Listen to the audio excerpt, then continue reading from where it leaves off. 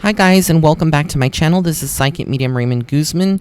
Welcome back. If you have not yet subscribed to my channel, go ahead and hit that red subscribe button on the bottom right hand corner of this video, as well as the notification bell icon, so that way you can be notified of any future videos that I do publish. Now, before I start this reading on La Llorona, for those of you that are not aware of who La Llorona is, that's Spanish for the weeping woman, and it is based on a legend or a superstition, kind of like a legend, and it started in Mexico. It has a lot of roots tied to Mexico, and they recently have made a movie about La Llorona, and so I'm going to be giving you my input from a psychic perspective and giving you the tea, whether or not this is fictional or actually factual, like based on a true story. So I'm going to go ahead and give you that details. But before I do so, I did have a viewer that requested some information about what is going on with Uber, Lyft. So I'm kind of giving you the tea, even though I'm not going to title this video a mashup. It is, I'm going to just kind of reference what's going on. Apparently, Uber and Lyft drivers are striking, and they're calling on passengers to boycott. And these are kind of like the headlines that are making news. Apparently, Uber, the company itself, is taking a lot more of the percentage of whatever the drivers are making, and the drivers are not getting paid a lot, of whatever their fee is, whatever they get paid, however that's structured, they're not getting that. So a lot of employees are kind of encouraging, the drivers are encouraging a lot of people that are drivers for these companies like Uber, Lyft, and some of these other ones to go on strike. And, it's happening in a lot of the major cities like New York, Los Angeles, that they're going on strike. And so the companies are kind of like Uber, Lyft, they're kind of, 24 hours a day. For those of you that are not from America or not aware, I don't know if there's Uber in other countries, but I just wanted to give you a little bit of backstory. And they, the viewer, my ray of light that sent me that message, wanted to know more or less what I saw going on with that. I do feel like the company is going to definitely, look and restructure, because the last thing they want to do is, file for bankruptcy or have a lot of people, because a lot of people's jobs are on the stake for this. And so I see that, there's going to be some changes within the company policy. How soon? It could be within 2 to 3 months before this year's over, or anywhere between now and before the year's over, that there are some changes subtly. But, most companies, we're living in a time where anyone is replaceable basically in these companies, so they're not really kind of too worried about it, even though they should be. So I just feel like they're kind of, just considering all their options. But I do feel like the CEO is now thinking about it and looking at the situation, and they're trying to make sure that the employees are happy and come to some kind of agreement. And usually when there is a strike or something this big in magnitude, we will see, changes eventually. But I feel like the major changes won't come until 2020. And, they may even downsize and kind of, remove Uber from some cities due to a lot of people not wanting to maybe get employed by Uber or Lyft or some of these, rider ship type of services. So I hope that those of you that are Uber drivers or Lyft drivers, that you kind of hold out on it. But again, you have to do what you have to do for your family, and whatever is the best position for you, you should take that always.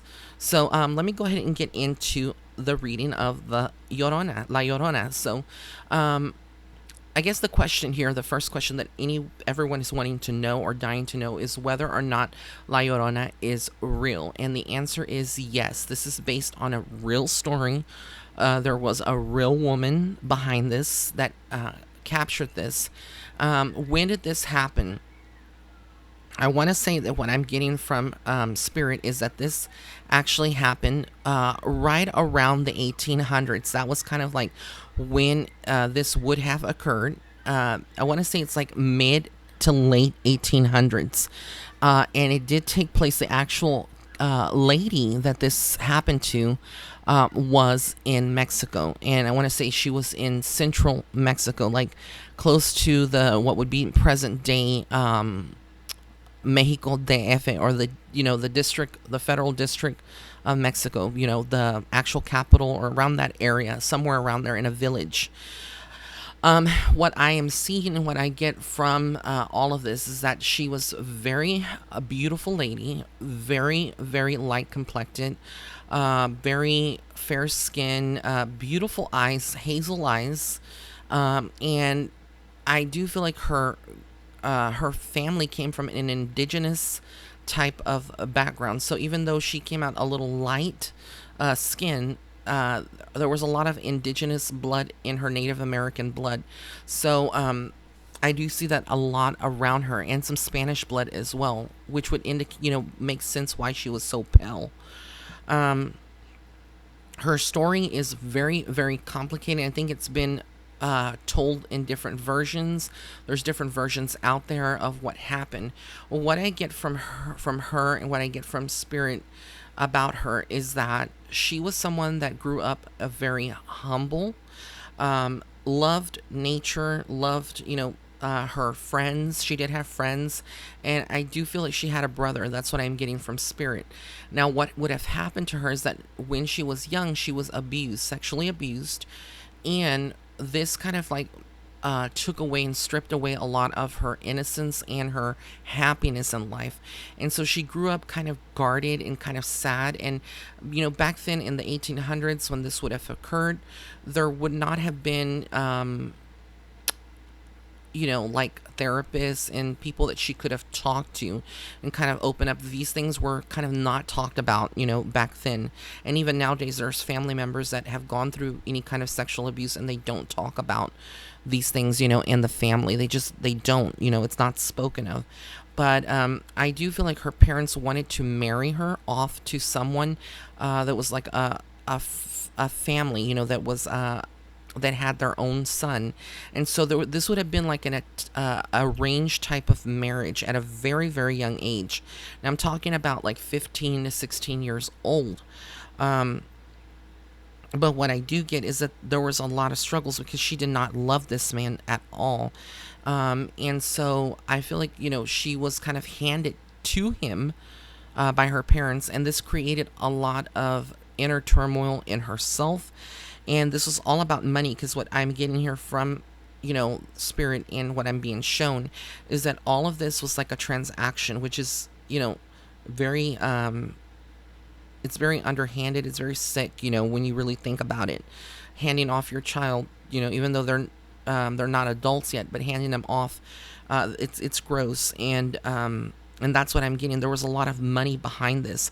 So I feel like the family, the family, that they would have sold her to, that would have been friends of this or had connections. These were wealthy people, but she fell in love with another guy. And that's what I'm getting, that there was another guy that she would have fallen in love with, and they would have had something going at the same time. And the other guy was fighting for her to kind of escape and run away with him, but she didn't want to do that. She didn't want to leave her parents alone and cause shame on her parents, or her parents face the repercussions, because all of this, again, you have to understand, is like a telenovela. It's all but it's very real, and I feel like it was very rearranged, kind of how do I say it, like prearranged. It was all arranged, and that's what I'm getting from Spirit. The man that she would have been sold off to marry was a very very manipulative person, a person of power, greed, control, someone that did not allow her to be herself. I'm also getting the name Maria and then Elena. I don't know if her name was Maria or there was someone in the family that had the name Maria Elena, but I hear a Maria, Elena, and then an Ana. So those are the three names that are coming through. It's very possible that she would have had one of those names. I really feel very strong towards Maria and Elena, and I feel like there's a connection there between those two names. What I do get also is that she would have been considered someone that was like had abilities. She had, well, in Spanish, and those that are listening that are from, Latin America, like Mexico or Spain, she had what we call a don, and basically it's a gift, a spiritual gift. And she would have had that gift to see things and see kind of, I want to say she had clairvoyance, so she could see things as well. And she knew more or less what her outcome was going to be. Once she agreed and she went through the motions and she started, marrying this man, and with him there was a lot of abuse. This man was a violent drunk. Basically, he drank a lot and he was very violent. I feel he was very aggressive with her, and there would have been domestic violence. I feel like he would have laid hands on her. She fell pregnant, and she definitely had children by this man. How many children? That's, some people say one, some people say two, some people may even say three. I do feel like this definitely feels like she would have had at least three children, okay? But one of those children was a miscarriage, or she lost it, but it wasn't like it didn't get born, because again, a lot of the abuse that she would have been enduring, a lot of the stress, because this lady was under a lot of stress and fear. She feared for her life because I feel like he threatened to kill her at many times, and many times he did kind of choke her. And I won't go into all the details because they're kind of, for a lot of you out there that are empaths and that are sensitive tuning into this, it's kind of hard to listen to a lot of this. But just know that she was someone that was didn't have peace in her home. Her home felt like hell. It didn't feel like home. And so she was distraught, and she definitely kept contact with the other guy that she loved. But what happened here is that someone in the family of that guy's family that she married, someone in that family, I'm being told by spirit, is that they found out that she was still seeing that guy and her heart belonged to him. And what they did was they went after her love and the one that she was in love with, and they killed him. They shot him and they hung him by a tree. And so he would have been assassinated, basically, murdered, whatever you want to call it. And this left her heartbroken and a lot of sorrow. And she never was the same after that. I don't feel like she went crazy, because there's a lot of stories about her going crazy. I just feel like there's a deep sense of sorrow. And it's like when you love someone so deeply, some people, the way they handle it, if someone that they love so deeply is murdered, or they are taken from this life, they end up committing suicide and taking their own life. And I feel like she contemplated with a lot of these dark thoughts, and she definitely had a lot of these dark thoughts.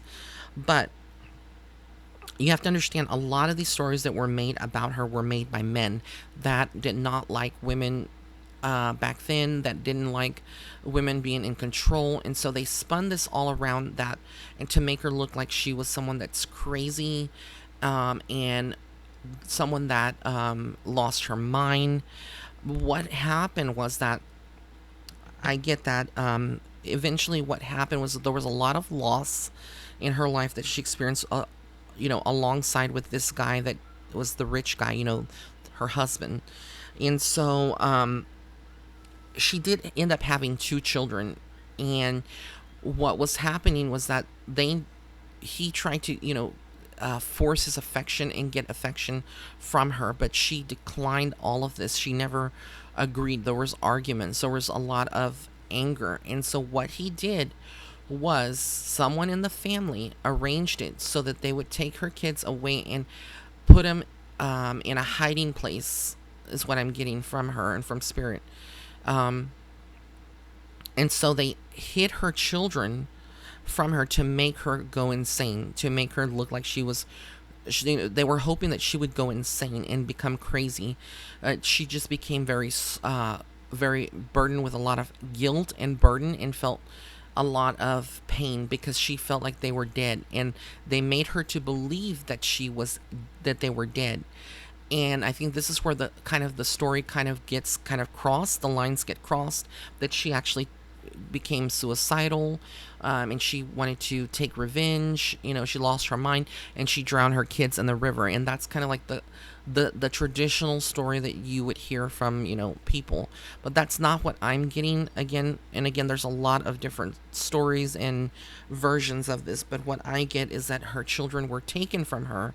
And again, why you would ask yourself, why would the families go through all of this and do that to their own flesh and blood? Because you have to understand, these kids, they felt before, let me backtrack, before they killed her so-called guy. She would have already had these two children. So there was rumors that those children were not of her husband, but of the other guy that she was involved with, that they had an affair, that those were not his children. So, again, they were kind of, not sure, but I feel like there was a lot of manipulation, a lot of cloudiness over this. And basically, the children, I don't feel like they died. I feel like they were given to other families, like far, far, far away from her. Because again, the guy that her husband that she married would have not, and I keep hearing Tomas, like a Tomas. So I don't know if there was a Tomas, but I keep hearing Tomas over and over and over again. So again, there would have been a lot of deceit, a lot of lies, and they made this woman to believe that she lost her children. That they died, and they actually didn't die. And again, they hid him from her. And that's what it's coming through. And eventually what happened was that she was murdered by her own husband. He was already having affairs with another lady. And this is so twisted. It's like what I said. But again, this is being told from a man's perspective. The original story, I feel like, was told and documented from a man's perspective. So it's not from a female's perspective, and it's all twisted to make her look, kind of to scare the children, to scare people, nowadays that listen to this legend of the La Llorona and what happened. But what I get is that definitely that the guy killed her own husband, the rich guy, killed her. And how he would have done this would have been to slip her poison in her drink. There would have been some kind of, I think this was like arsenic, but it was done with a very strong chemical substance, herb, whatever you want to call it. And it had to have been like an herb that's similar to the effects of arsenic. But what happened was that after she was murdered by her husband, he went on to marry this other lady. And what she did was she remains earthbound, looking for her kids. And that's the legend that, I think a lot of people see her and appear. So she stayed earthbound. And I feel like she is still, kind of reliving that and repeating that over and over and over. And her body would have been dragged to the woods, kind of like you see in the picture. And basically disposed of there. I don't feel like it was really properly buried. She didn't have a burial. She didn't have any kind of blessing over her to kind of, help her cross over. And I feel like people keep her alive. They keep her soul alive. All these legends and people that call upon her. I do feel like because spirit can basically kind of like, go and appear in different places if they are summoned or invoked. And so I think about how this movie was. I haven't even seen the movie yet, but where they were talking about how a lot of people see her here in the U.S. and some people see her in Mexico. Spirit doesn't have a time, and they don't travel like by air or by that. It's dimensions that they travel through, so they can travel from one place to another. And I do feel like she is going to places where her energy is drawn to people that have either going through the same kind of thing, that they've lost people, they've lost children, in drownings, or they've lost children that have been kidnapped, or that have gone through any kind of loss, basically, of children. And so I feel like she's very drawn to females. A lot of females would be seeing her, but there would be some males that definitely see her. And I think that a lot of people call upon her as well. And that's like a big no no, for spirit. Really and truly, you shouldn't be invoking spirit and demanding them to kind of appear unless they want to make that presence known. So, like me, even doing this reading, I'm using more of my spirit guides rather than trying to connect with the spirit of La Llorona. But I can see it through visions and stuff. What went down, what went on, and what's the actual tea behind all of this. But again, her love, what I get from all of this is that her love life was not destined to be happy. There was a lot of bad things done to her, things that I won't talk about, that were done with her when she was done to her when she was still married with this rich, powerful guy that came from a wealthy family. And so we're talking about like abuse, like I said, name calling, a lot of mental. I feel like that rich guy, the husband that she was married to, was kind of mental, bipolar, and he would have taken out a lot of this aggression on her.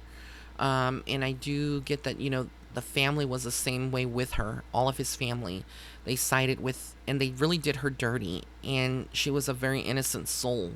So I do feel like they are paying now in the afterlife. But she does stay earthbound. And I do feel like there's a lot of people that still see her in different places. And so if you see or you've heard of the legend of La Llorona, it's definitely very real. It's not fictitious, and I think a lot of people from different genres, different backgrounds, can kind of relate to the lady in white, dressed in white.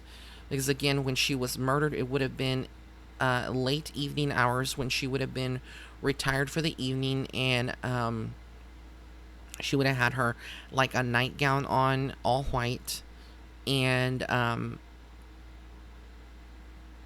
basically she was poisoned, and that's how she died.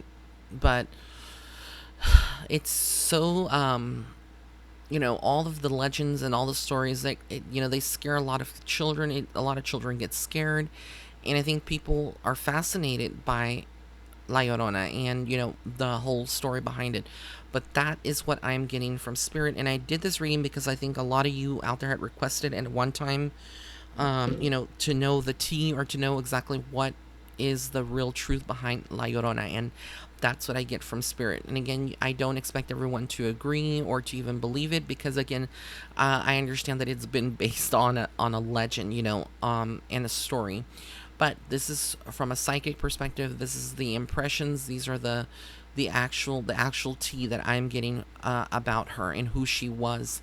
A very beautiful woman. Again, long black hair, very pale, beautiful facial structure, and she had a lot of demureness, a lot of just like an angelic type of aura. And so, you know, I feel like she chose to not cross over. Even though this was a murder, she chose to stay here looking for her children, because there's a lot of unfinished business. But of course, since then, people would be asking what happened. Well, her children are with her in spirit, and she knows that, but she still chooses to stay earthbound, for whatever her reasons are. We can't question spirit and why they stay here earthbound, but I feel like eventually, she is going to cross over. But I feel like what keeps her here tied to this world is everybody that is talking about her, that is constantly, doing movies, and the legend, it keeps her energy here on earth. But eventually, she will cross over. But there will always be someone out there that has gone through something similar, and that will kind of like take her place in so many ways. You'll see a lady dressed in white walking through. There's a lot of these stories that have happened to other women as well. That they've been murdered, or they've ended up on the side of a road, and their spirit wanders through that area. So again, there's going to be a lot of them, but I do feel originally her original roots were based in Mexico, and that is factual. So I want to thank you all for tuning in. I hope you did enjoy of this psychic reading. And if you'd like to book a private psychic reading with me, you can visit my website at www.raymondguzman.net/shop. You can also follow me on Instagram and Facebook at Psychic Medium Ray.